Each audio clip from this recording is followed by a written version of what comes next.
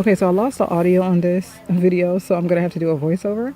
I take a pashmina style scarf or any scarf that's long, have 1/3 on one side, 2/3 on the other side, and using a no snag hijab pin, I'm going to fold over. I go back about 4 inches from the front of the scarf, the edge of the scarf, and then I'm gonna pull like a fold in the scarf.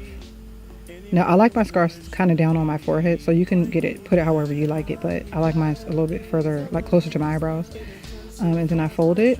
And this part is a little bit difficult, a little bit depending on how agile you are, I guess. But yeah, you're just gonna fold it, and then you're gonna make sure that the fold comes forward and meets the corner, kind of like where your ears are at. That'll keep it secure, so that when you pin it, you pinning over the fold and the edge, if that makes sense. And then you just pin it in the back. Make sure it's a no snag though, because even though sometimes they snag anyway, if it's a pashmina style scarf, it's better than a safety pin, a regular safety pin. So yeah.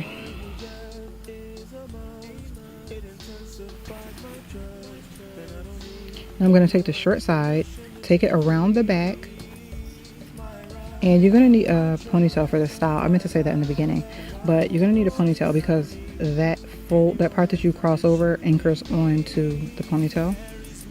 And you're going to do it in a way that you just have to make sure that the short piece is crossed over in a way that it leaves that part hanging over on the side of your face. And you're basically going to pin it. You're going to use a pin. I used a safety pin. You can use whatever kind of pin works for you.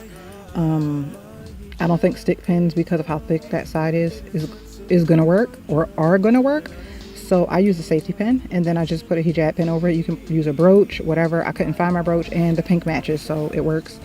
And then you just take the other side, and you go around the front of your chest and drape it around the back and then over the shoulder.